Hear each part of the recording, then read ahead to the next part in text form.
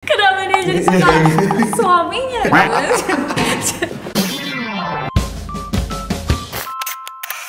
Hey guys, it's Nessie and welcome back. Aku ditemani oleh Jerome hari ini. Yes. Wow. Let's go. Kita habis ngapain sih di channel? Kita habis bikin lagu. Bukan ya? Itu beda. Kita habis math challenge tadi. Math challenge, dimana Jerome ngajarin aku tentang probability. Yos. Nah, hari ini kalau di channel aku sebenarnya masih berhubungan nih sama lagu kita. Lagu yang kita buat bareng itu berbahasa apa, Jerome? Bahasa Inggris. Bahasa Inggris yes, kan? English. Dan aku sering banget sebenarnya dapat komentar-komentar atau orang-orang yang minta tips untuk membantu mereka mempelajari bahasa Inggris. Bahasa Inggris. Atau sebenarnya tipsnya bisa digunakan untuk mempelajari bahasa apapun. Bahasa apapun, ya true. Tapi Inggris sendiri sampai hari ini tuh masih digunakan sebagai bahasa internasional. Jadi masih banyak banget orang yang tertarik untuk mempelajari bahasa Inggris. Yes. Apalagi kalau misalkan hari-hari gini sekarang banyak ya orang-orang yang menggunakan frase-frase Inggris atau bahasa. Iya. Apalagi bahasa Gen Alpha kan. Nah. Mewing gitu. Iya, mewing. Mewing. Skibidi Sigma. Iya. Sigma itu sebenarnya apa ya? Sigma itu kan very math kan. Sigma, the sum of. Iya, kenapa dia di atas alpha sekarang? Mungkin kamu bisa jelaskan itu ya di Instagram post. Kenapa Sigma sekarang di atas alpha?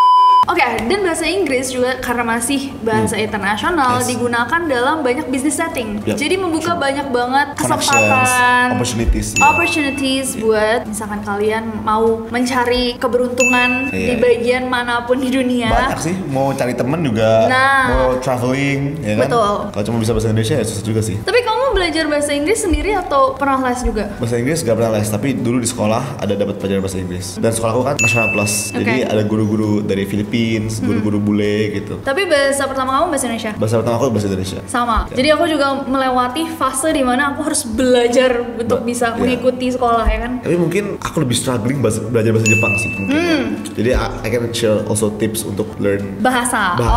Ya. Tapi kadang sih selain Inggris apa? Aku tuh bisa French ya? Enggak, aku sedikit-sedikit bahasa Jerman karena aku setahun belajar bahasa Jerman doang. Oke. That's nice. Jadi hari ini aku sama Jerome akan share updated tips kita untuk belajar bahasa Inggris. Langsung aja, let's get to it. Let's go. Oke, jadi tips yang pertama kalau menurut aku ya, itu adalah masuk ke mindset bahwa ini adalah sesuatu yang kita tertarik. Menurut aku ya, semua itu lebih mudah dipelajari ketika kita tertarik passionate hal itu, suka, ya kan? Kayak matematika juga nih. Kayak matematika. Benar kan? Actually everything sih Kak. Bahkan kayak sepak bola, piano, musik atau apapun itu, when you like it ya. Bener. Banyak neuronis yang masuk ke matematika, tapi kalau ngitung uang cepet banget, paling jago.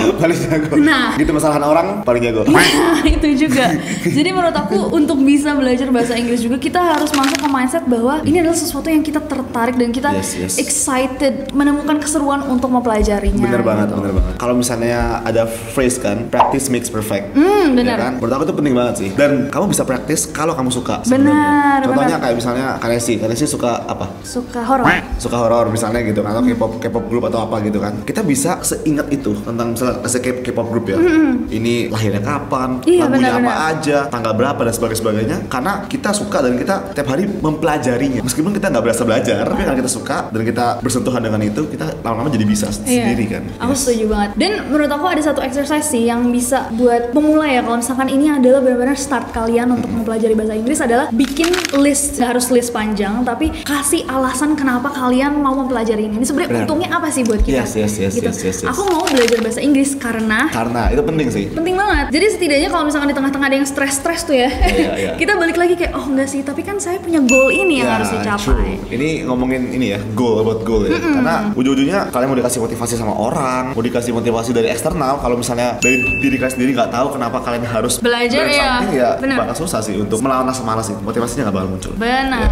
Number 2, aku sih dulu learnnya di social media ya. Mau bahasa Inggris, bahasa Jepang. Misalnya kayak kita nonton YouTube, misalnya kita pakai YouTube, kita dengerin konten-konten luar, YouTuber bahasa Inggris dan sebisa mungkin nggak pakai caption. Jadi kayak bisa latihan hearing gitu kan. Terus misalnya di Instagram follow-followin page yang misalnya quotes ya, kayak quotes bahasa Inggris misalnya gitu. Dan sekarang tuh kayak di dunia media sosial di mana semua orang is on social media, menurut aku ya itu bisa jadi sarana yang luar biasa membantu ketika kita mau mempelajari apapun. terutama bahasa Inggris gitu, karena mudah banget untuk sebenarnya kalian masuk ke dalam realm itu dimana aku mulai follow deh kreator-kreator yang berbahasa Inggris atau kreator komedi ini kok terkenal banget ya. Apa sih yang bikin dia lucu? Follow aja dulu gitu untuk mengerti sebenarnya apa sih bahasa dia atau apa sih cara dia melucu yang dipikir lucu gitu. Dan lama-lama bahasa Inggris tuh jadi familiar. Ya kayak Mr. Beast lah misalnya. Kita kan nonton konten Mr. Beast, I Show Speed misalnya kemarin dengerinnya jangan yang ada versi bahasa Indonesianya. Karena di YouTube ada versi bahasa Indonesia ya kan. Mau subtitle pun subtitlenya bahasa Inggris kalau bisa sih. Iya, kalau bisa. Hanya bener anak kecil sebenarnya. Itu kuncinya. Zaman sekarang kan TV, kita kan dulu mungkin TV kan bahasa Indonesia ya. Bahasa Indonesia. Sekarang TV udah nggak ada nontonnya di YouTube. Content creator luar juga kan, kayak Coco Melon lah. Miss Rachel. Iya benar. It's all English. Sofia the First itu English kan. Ada Indonesia. Tapi kan Indonesia. At least kita masuk dulu nih ke dunia sosial media yang kalian bikin sesuai dengan apa yang kalian mau pelajari. Benar. Jadi mudah banget untuk bikin itu familiar dulu di kuping kalian. Nah, yang ketiga, ini sebenarnya salah satu favorit aku ya, nonton film. Setuju banget. Sekarang nggak harus film ya, kayak tadi Jerome bilang YouTube, video-video long form gitu. Menurut aku itu memudahkan untuk kita lagi-lagi memfamiliarkan kuping kita sama bahasanya. Tapi katanya ya, karena kita nonton film itu visual, jadi itu juga mempermudah untuk apa yang dikatakan tuh masuk ke otak kita. Benar. Ada exercise yang dulu suka kita omongin adalah kalau misalnya kalian benar-benar nggak punya basic bahasa Inggris, kalian mulai untuk membuat kalian familiar sama bahasa Inggris tuh dengan menonton film yang udah kalian suka. Udah nonton berkali-kali, tapi pakai subtitle bahasa Inggris. Oh, that's true, bener juga ya. Iya, karena kalau misalnya bener-bener nggak ada basicnya, kan kayak kita misalnya nonton film Rusia gitu, kita ngeliat subtitle Rusia juga kita nggak tahu dia ngomong apa gitu. Nah nanti kalau misalkan emang udah terbiasa dan kayaknya sebenarnya aku tuh ngerti bahasa Inggris, tapi belum selancar itu, barulah tonton film apapun pakai subtitle bahasa Inggris. Iya. Or even podcast ya. Podcast tuh mungkin lebih latihan lagi. Misalnya kamu cuma denger doang, kamu nggak melihat mulut gitu. Podcast tuh next level sih, I think. Iya benar. Next dari aku, ini salah satu yang paling mudah dan menurut aku efektif banget, apalagi pas aku belajar bahasa Jepang, yaitu dengerin musik. Nah kalau dengerin musik, kita kan bisa coba denger liriknya pertama, kedua kita bisa kalau untuk learning process ya, dari kamu denger kamu tulis. Biasanya gitu. Aku kalau gabut kak di pesawat dulu ya, aku denger lagu, terus aku coba karena gak ada internet nih, karena aku bisa denger liriknya apa, aku denger terus aku tulis persis liriknya, bener gak gitu, terus baru aku cek. Gitu. That's so good. Iya itu kayak salah satu exercise yang biasanya digunakan juga kalau misalnya kita mau mencoba untuk ngetes apakah sebenarnya listening skill kita udah baik atau enggak dengan denger lagu.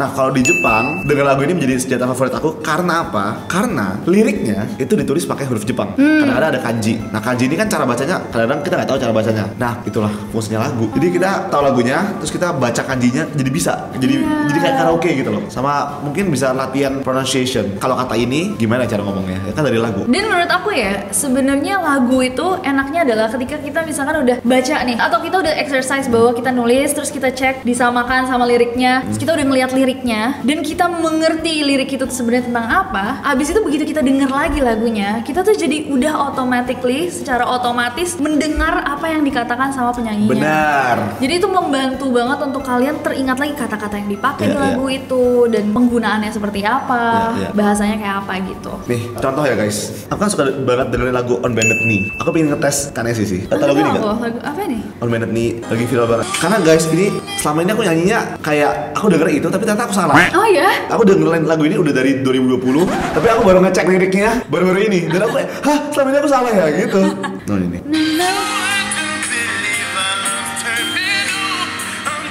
It's too hard to believe I loved her. Lagi sekali lagi ya.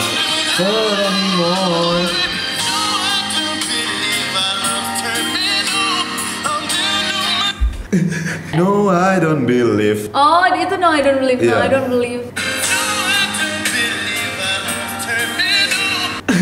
Susah kan? Kenapa aku dengerin I love her man now? Kayak gitu, susah kan? Kenapa dia jadi suka suaminya? Tapi bisa gitu juga sih, for context kan. Jadi benar. jawabannya ini, no I don't believe our love's terminal. Oke. Oke.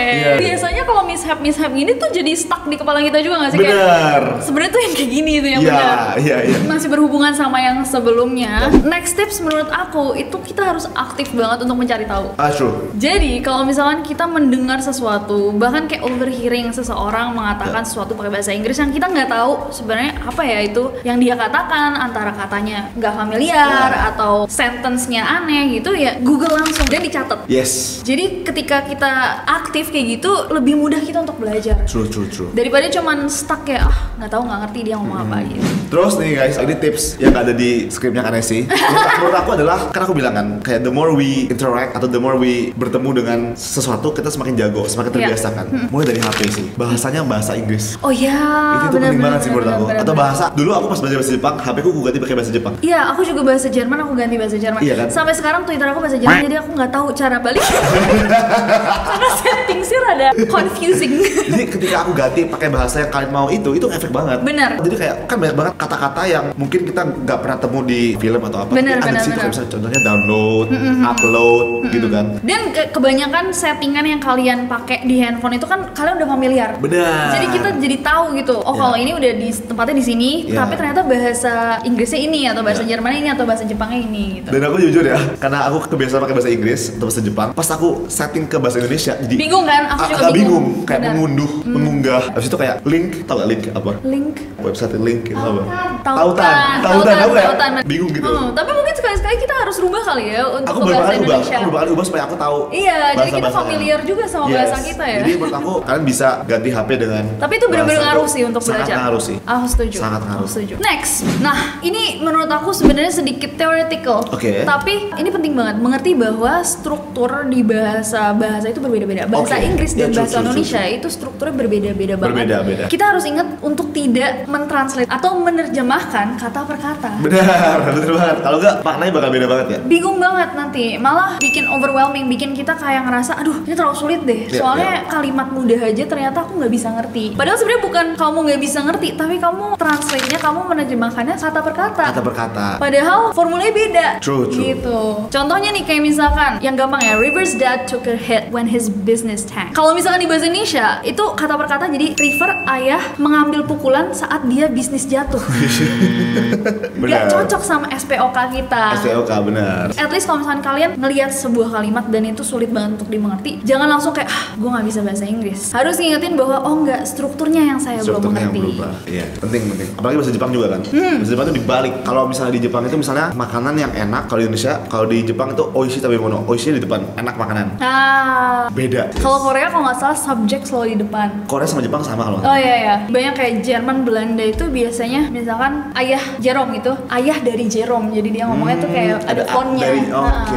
Jadi emang semua bahasa beda-beda strukturnya. Jadi kalau misalkan kalian nggak mengerti sesuatu langsung, kelihatannya kalimatnya terlalu sulit, jangan langsung putus asa gitu. Benar. Pokoknya menurut aku kita bisa karena terbiasa itu pertama dan konsistensi sih. Nggak boleh nyerah guys, please. Nah berikutnya ini sebenarnya basic banget, tapi belajar basic grammar, jenis kata, penggunaan tanda baca sama struktur pembuatan kalimat. Kayaknya ini harusnya yang pertama ya. Ini dulu ya. Ini menurut aku basic ketika kalian udah dapet feeling, iya sih aku mau belajar lebih jauh gitu.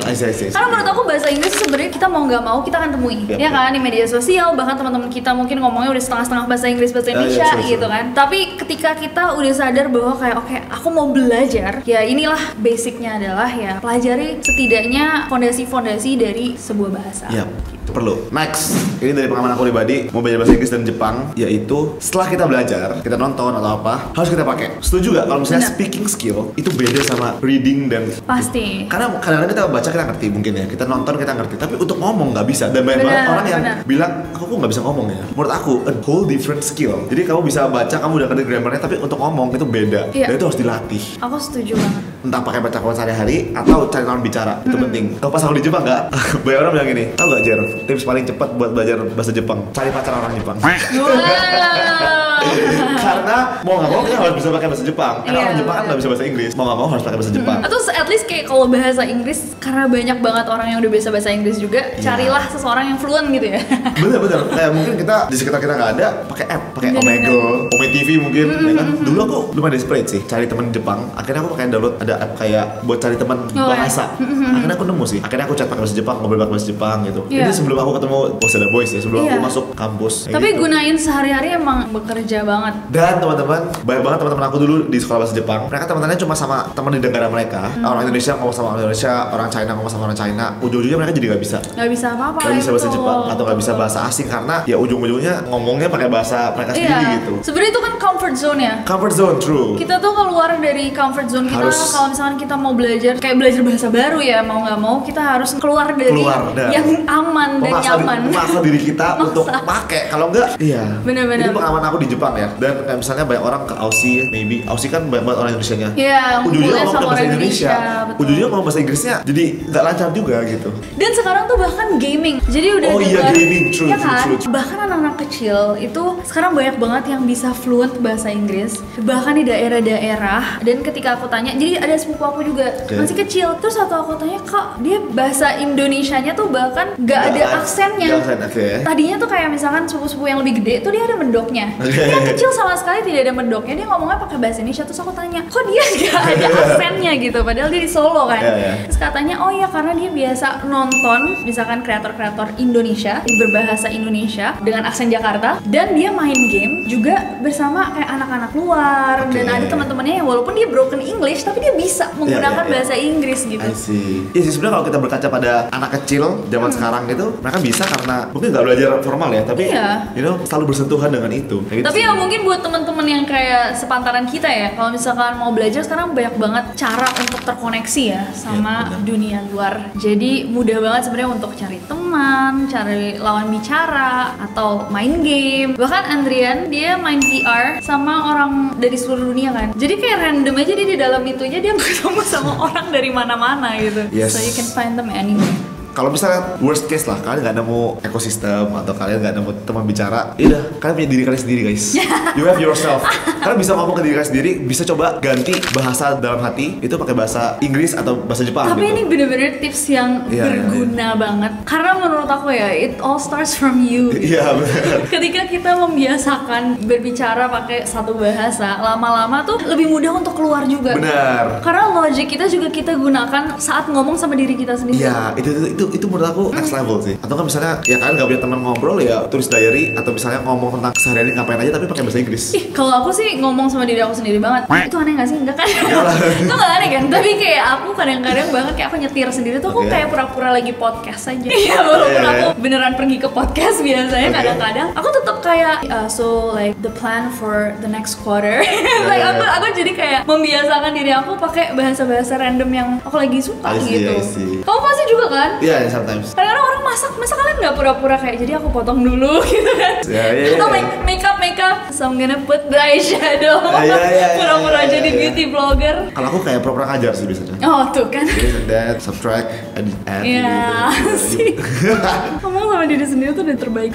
Next, ini sebenarnya untuk memulai apapun menurut aku kita tuh harus bisa melangkahi rasa takut untuk membuat kesalahan. Yes. Tapi mungkin terutama dengan bahasa Inggris karena aku ngerti banget. Dulu aku tipe orang yang kayak salah gitu, orang salah ya udah aku kayak rada-rada judging, tapi aku mikir loh mereka berani kok untuk mulai walaupun mereka belum fluent, mereka mungkin masih mencoba, tapi mereka nggak salah karena mereka mencoba gitu. Dan menurut aku semakin lama ya semakin orang mencoba they're gonna get better. Jadi sebenarnya nggak ada efeknya dengan apa yang aku pikirkan atau aku rasakan ketika aku ngelihat seseorang yang salah. Ya bayangin aja bule nih, ada orang bule atau orang luar negeri ngomong bahasa Indonesia meskipun belepotan, tapi kita kayak weh keren banget nih orang bisa bahasa Indonesia. Ya, dia bisa mencoba. Grammarnya salah, ya kan? Kita pasti kayak apresiasi. Apalagi orang Jepang guys, orang Jepang tuh kayak ada template-nya. Kalau ada orang asing bisa bahasa Jepang dasar-dasar, mereka kayak wah, itu menjadi meme tau, sama jadi jokes orang-orang bule atau orang asing ke Jepang bisa bahasa Jepang. Ada gozaimashita. Wah, dia ngomong kayak wah bisa bahasa Jepang gitu. Semua orang Jepang kayak gitu. Di Korea pun gitu kok, kayak orang-orangnya juga kayak wah kamu bisa bahasa Korea, padahal kayak basic yang dari K-drama pun mereka happy dengerin. Dan menurut aku kayak ya at least kita berani mencoba dan berani belajar itu nggak apa-apa nggak sih. Dan juga ini sih, mental ketika kita dikoreksi. Terkadang ada orang-orang yang sulit untuk menerima ketika dikoreksi atau kayak sok banget atau gitu. Tapi menurut aku kalau misalkan ada teman kalian yang genuine ya, bukan kayak ngatain atau bikin kalian ngerasa lebih buruk, tapi benar-benar mengoreksi untuk kamu lebih baik, mestinya kamu apresiasi. Yap, true. Oke, tips terakhir dari aku, kalau mau mempercepat banget, mengekskalasi kecepatan, menurut aku tuh ya ke suatu negara dimana native-nya semua pada ngomongin itu gitu sih. Kalau ada kesempatannya, kalau ada kesempatan, iya. Aku bilang aku bisa bahasa Jepang dan bisa lulus, kayak the highest level of Japanese proficiency test, JLPT namanya, in 1 year. Yang dimana sebenarnya kalau orang Indonesia belajar bahasa Jepang di Indonesia itu mungkin in 4 years, kadang-kadang itu level 3 atau level 2. Kenapa? Karena kamu ada di sana. Aku di sana. Dan aku di sana dan aku actively mencari lawan bicara pertama. Ya kedua aku denger musik, ketiga aku denger radio, keempat aku nonton film. Jadi semua aku gabungin sih sini. Dan ketika aku keluar dari dorm aku, semuanya kan bahasa Jepang. Jadi aku kayak aku belajar actively juga sih. Itu penting banget menurut aku. Menurut aku ya ini kayak untuk belajar bahasa apapun, untuk ada di tempat dimana bahasa itu digunakan di luar gitu, itu memaksa kalian mau nggak mau untuk belajar atau untuk menggunakannya. Jadi ya kalau nggak kalian nggak bisa berkomunikasi kan, dan itu membuat orang gampang banget untuk belajar. Kalau ada kesempatannya, kalau misalkan udah nabung lama dan kayak masih menimbang-nimbang apakah sebenarnya worth it untuk travel, aku sih selalu bilang bahwa traveling itu benar-benar pembelajaran yang besar banget, jadi nggak ada ruginya. Gitu deh. Tapi menurut aku ya dengan mindset kalian mau belajar bahasa ya, mau belajar itu penting sih. Karena ujung-ujungnya kalau misalnya kalian nggak ada mindset mau belajar itu, kalian keluar pun ada orang ngomong pun kalian mungkin nggak proactively gitu kan. Tapi sekalian gak sih udah liburan habis itu sekalian belajar tuh enak banget. Jadi sekalian aduh pingin nih. Ini semua harus dikombinasiin sih menurut aku. Benar. Kalau kalian udah keluar tapi kalian nggak berani untuk ngomong sama orang, takut salah, sama aja bohong gitu. Gak akan melatih. Tapi dengan sosial media ya hari ini aku ngerasa bahwa dulu tuh aku ngeliat banget perbedaan aku nggak bisa bahasa Inggris sampai aku bisa dalam waktu mungkin kayak 6 bulan itu karena aku dipaksa di sekolah. Jadi aku dicemplungin sama papaku di sekolah yang full English. Dan sekarang kita tuh bisa membangun ekosistem itu sendiri. Yes, full English. Itu yang membedakan pada saat kayak dulu aku ngasih tips tuh sedikit sulit karena aku tahu bahwa yang paling mudah orang belajar itu ketika kita terpaksa mendengarkan, melihat dan selalu dikelilingi sama suatu bahasa. Jadi mau nggak mau kita belajar, tapi sekarang kita bisa bangun sendiri ekosistem tersebut. Benar, online kan. It's everywhere now. It's everywhere. Dan juga ya of course there are lessons mungkin di Matapu Academy one day. Mantap, tadi gurunya Kak Nesti. Guru bahasa Inggris. Kita mau nanya nih, gimana kalau cara kita nanggepin orang, kita mau belajar bahasa Inggris nih, tapi orang yang melihat kita lagi belajar bahasa Inggris tuh malah kayak ngatain kita kayak, lu so bahasa Inggris lu, so jadi biar kitanya kayak, kenapa sih kok kayak gitu kan, gue mau belajar nih gitu. Oke, kalau dari aku pribadi, dulu aku mungkin aku pengalaman ya, tapi bukan bahasa Inggris, tapi aku dulu ambis untuk kejar beasiswa kan. Jadi orang-orang ngatain kayak ambis lu, nggak asik belajar terus dan sebagainya. Cuma yang in my mind ya, kalau gue nggak belajar, gue bakal gak dapat beasiswa nih, gitu kan. Jadi the reason I want to learn something itu bigger than omongan-omongan orang ini, gitu. Jadi I can focus, makanya perlu ada reasonnya. Kenapa nih kamu pengen bahasa Inggris, pengen belajar sesuatu, pengen melakukan sesuatu itu harus ada reason yang bikin kamu bahkan bisa menolak atau bisa bodo amat dengan perkataan orang lain. Nah ini sebenarnya motivasi yang aku dapetin juga akhir-akhir ini. Jadi aku nonton video in YouTube, tahu gak sih buku Subtle Art of Forgiving? Nah dia tuh punya YouTube. Judul videonya kalau nggak salah Why You Cannot Stop Hearing Other People's Opinion.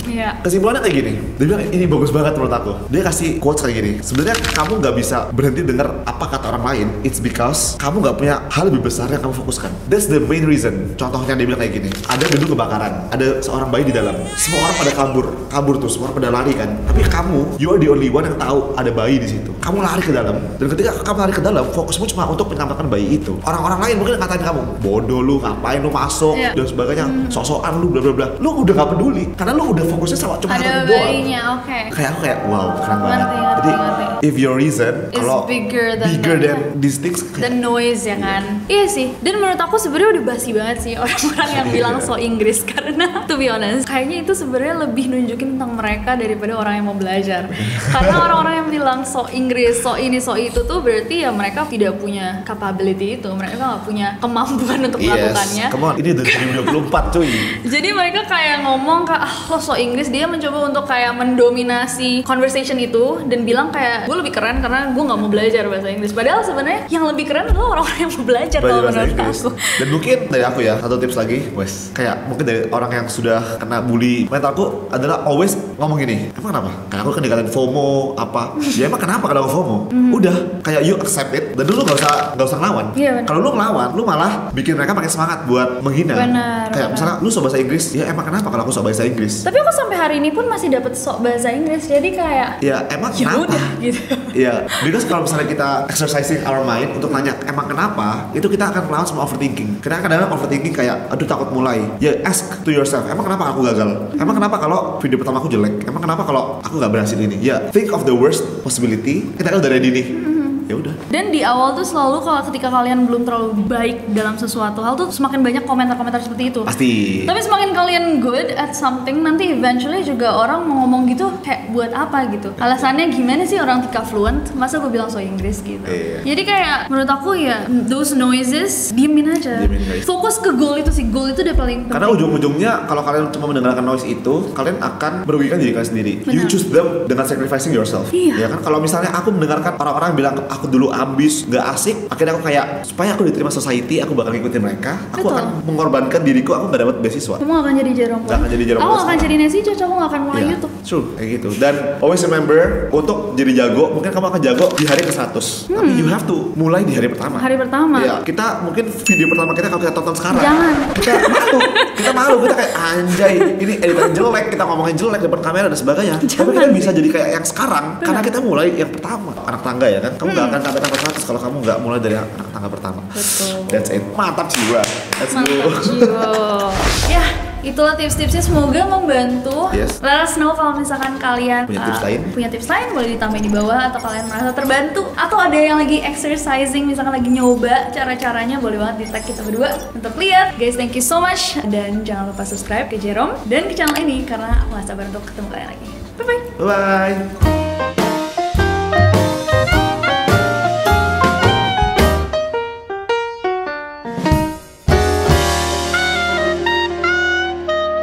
English with Jerome. 1, 2, 3, action. Mencoba untuk memfamiliarkan kalian, mengekskalasi.